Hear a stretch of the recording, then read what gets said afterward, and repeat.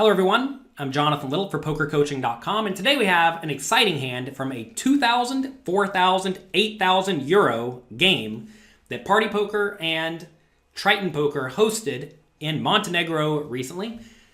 They're playing relatively deep stacked, at least in terms of dollars, but with an 8,000 euro big blind, effective stacks were about 75-ish big blinds. So let's get to it as we see the 8,000 straddle here. There's also 4,000 ante. Xuan raises it up with ace-king from under the gun +1. Perfectly fine, perfectly standard. He could go a little bit bigger, like 3 big blinds if he wanted, but it doesn't really matter.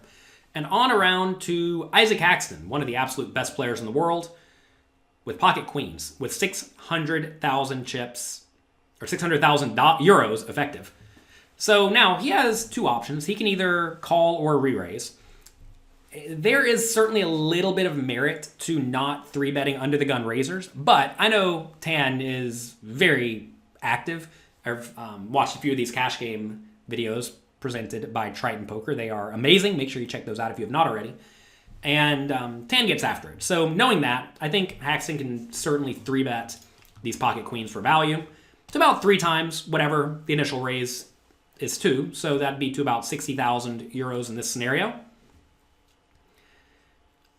And you're always in a dicey spot if you do get re-raised, but what can you do? Queens are great. It is worth mentioning that I'm not so sure Tan does a whole lot of 4-bet bluffing.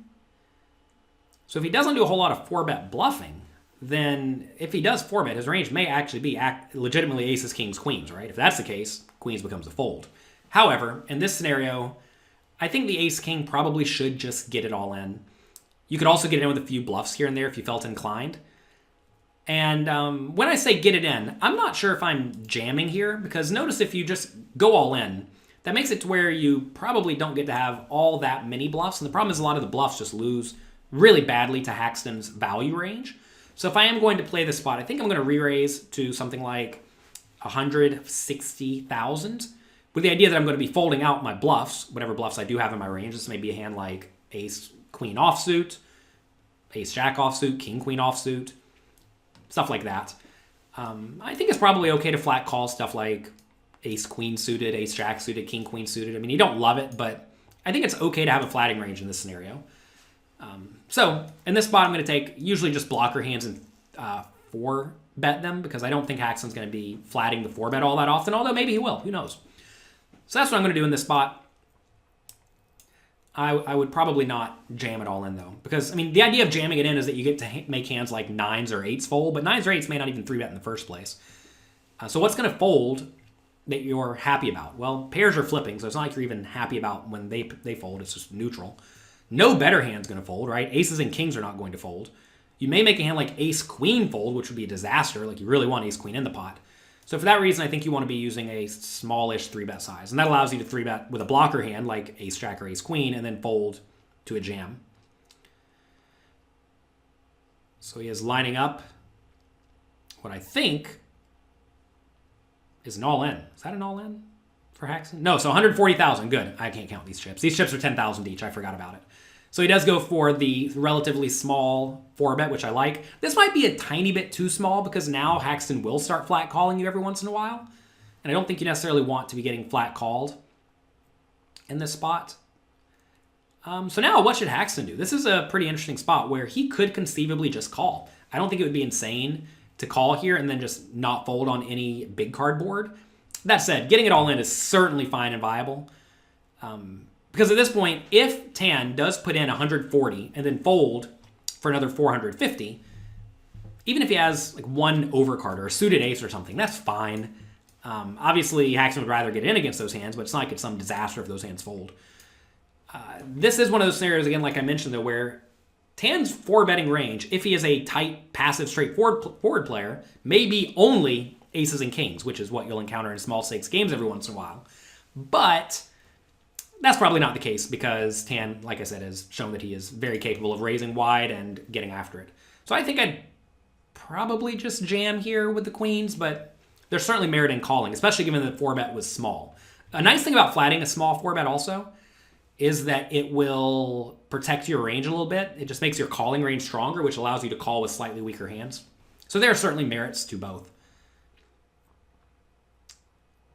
Haxton gave it some thought, jammed it in, and now I don't think Tan can fold. The nice thing about Ace-King in these spots is that if your opponents are aggressive, capable opponents, Ace-King essentially has the best blockers to aces and kings. So usually in this scenario, you're going to be against queens, jacks, or bluff. Because notice there are only 3 combinations of aces and kings left, but there are 6 queens.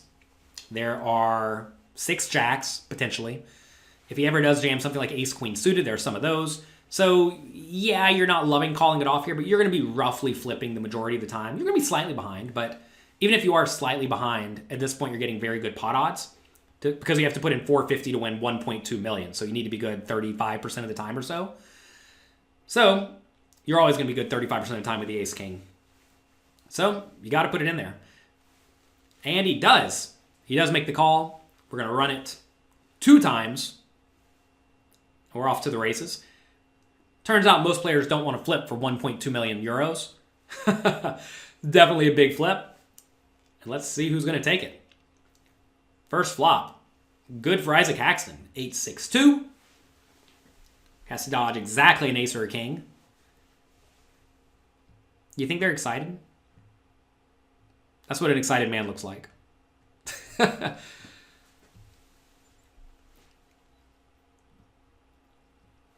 Taking their time putting out this board, aren't they? Got to sweat it out, everyone. Turns a 9. Haxton still just has to fade the ace or king. 14% for the ace or king to get there. And he wins the first one. Ooh, it feels nice to win the first one. I'm often asked, do you run it twice? And the answer is almost always no, unless you're playing way bigger than normal. Because if I lose, I don't really care. But if my opponent loses, that may make them annoyed, make them go on tilt or whatever. So I'm typically playing properly bankrolled, and I'm also typically playing against players who may or may not be properly bankrolled. So second board, Jack 10-3-5, has to fade an ace, a king, or a queen.